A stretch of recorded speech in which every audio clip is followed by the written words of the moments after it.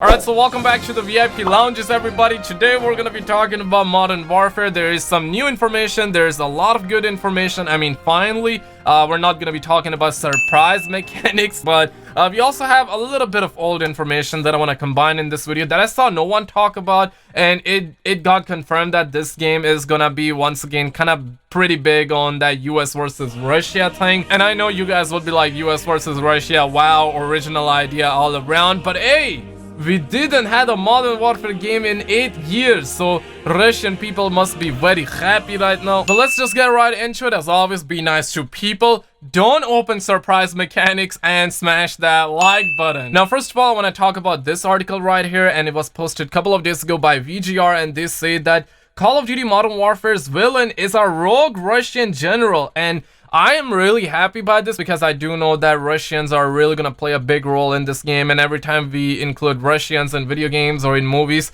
they always turn out to be badass, right? And I mean, I'm pretty sure all my Russian people must be very happy right now. But this article actually goes into a little bit of details. It says that the identity of the Call of Duty Modern Warfare villain, from what little footage has been released so far, it's clear that the story of Call of Duty Modern Warfare will span several different settings and protagonists. However, what's currently unclear is whether this means that the campaign will be one large story or whether these settings represent totally different vignettes.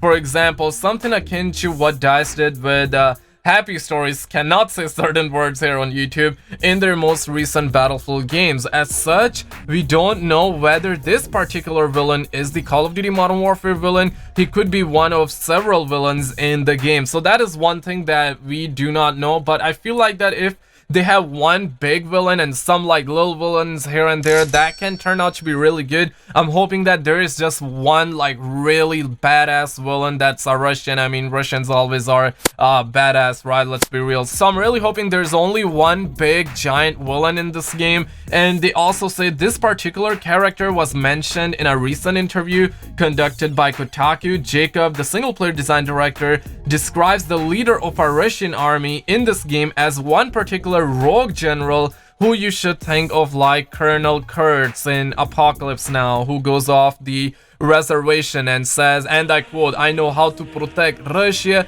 don't you worry about legality and all that. This country, this fictional country of Uzbekistan, this is a breeding ground for happy people." Cannot say certain words here on YouTube, and if they can't administer it themselves, I will do it for them. And ultimately we work with Russians to take him out because he's a problem.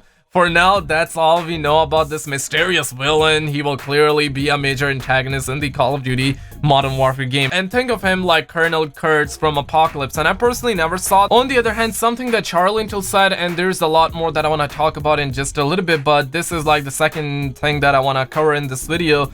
Call of Duty Modern Warfare to feature realistic character selection screens in-game, and I saw basically no one talk about it. I believe Prestigious Key talked about the fact that this game is gonna have the real approach to the weapon benches, and I want to talk about that too, but this is something that I believe no one is talking about. I just wish that we already had gameplay to go along with it, but this is what it says, and I quote, "This standard naturally extends to the outfits and garb each entity in the game wears or carries on their person. Even the screen where you choose an operator to play as in multiplayer was painstakingly realized, and I quote, "The operators and characters you work with are all standing in a photographic real environment." And I'm looking at it, I'm like, damn bro, if you zoom in and zoom out, you can see the environment parallax. It's dimensional, it's photographic projection technique. This is the real space that we went to, a prop house. We got everybody out of the studio that day, and we got props and we set dress and we shot all of this, creating a realistic environment. But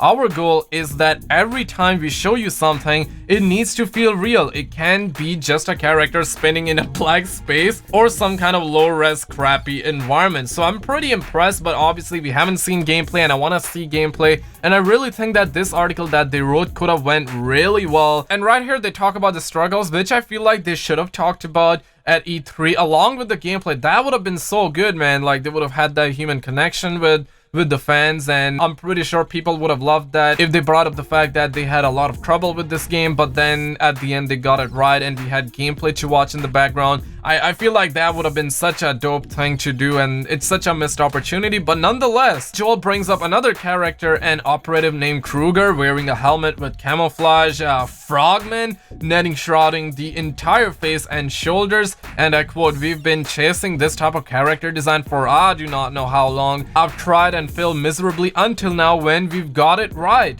There's so much happening now to make this look right. The cloth and the netting on his head have to look a certain way, to render a certain way, and you have to see through it." And just to give you guys some perspective, we're hearing that they used about 160 to 200 cameras on this, and they made it so it looks realistic, which is pretty exciting. I'm not gonna lie, that means that this game is gonna be a lot more realistic. And speaking of that weapon bench, there are words that I cannot say on YouTube, but this is something that I only saw Prestigious Key talk about. So, and I quote, "Putting it all together and seeing our characters in the environment, we did a massive amount of work on our shaders and our materials to make sure that this was a challenge. If we have an environment that's as real as a photograph, everything else has to be photographically real too. If you put in a made-up character in a realistic environment, they look completely inappropriate. It looks awful. We really had to work hard on that. How hard? We turned ourselves into a traditional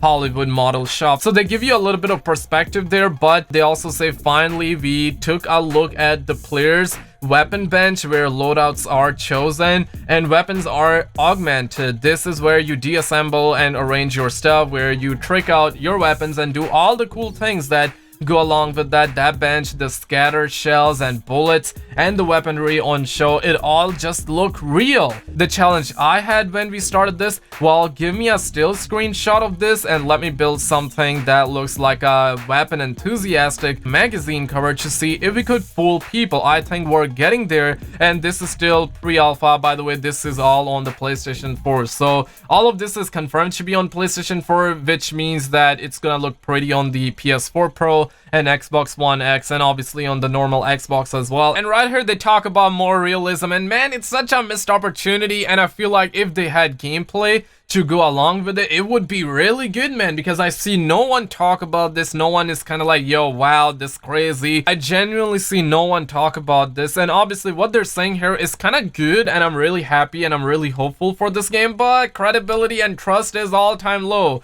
Remember when they said that when you open a weapon bribe in Black Ops 4, you're not gonna get Mark II weapons? Well, you kind of actually did. So, you know, trust is all-time low. But anyway, guys, they say prop hunt, authentic equipment, and weaponry. Looking at the spots of mud, creases, and divots in the leather, and stains on the material of individual items adorning each operative, it became clear that authenticity was paramount in adorning each character. Joel agrees, and I quote, "With our character department, we turned ourselves into a prop house. We'll actually take the shoes, go hiking in them, throw them in a pool, leave them there for a week, pull them out, distress everything. We're down there with Dremel tools, scraping things and making things look worn. The physics engine also ensures hanging cloth sways in just the right manner too." So it looks like that they've done a lot of things in real life, and they brought like cameras with them, the new photographic, or however you say that, technology, volumetric lights, nukes went off, tier 1. Pretty sure you guys have heard these words countless times now, but they're saying that, and honestly, we have to believe them because this is official word. But again, though, trust is all-time low. But I'm really hoping that what they're saying is real, because they are really setting people expectations up, and I feel like that if people have high expectations and they don't deliver on that, bro, it's gonna be a yikes, because we don't have gameplay. Normally, if we had gameplay and then they said stuff like that, everyone would be talking about it if it was real. Let's say gameplay was out and they were like, okay, the spot mods and everything, you know, it's pretty good, pretty good looking, and people had the gameplay and they experienced it and they were like, okay, wow, yeah, what they're saying is real, then there would be a lot of hype, and this would have generated crazy amount of hype. Like it would be unreal. I'm genuinely scared too for this game, because what EA did recently, if you guys do not know, check out my last video. EA just came out and they are trying to class loot boxes as surprise mechanics, okay? And you can bet Activision would be laughing and they would be like, well, we gotta come up with something. Let's make sure that EA does all the heavy lifting, and then we're gonna hit them up and we're gonna tag team and make sure that these loot boxes, microtransactions, are just called special surprise mechanics, right? Hopefully not though, because that's what gonna make this game go down the toilet. But let me know your thoughts in the comments below. Like and subscribe. I'm gonna keep you all in the loops with every single thing regarding Call of Duty, gaming news, movie stuff on the side as well. And I will see you in the next one.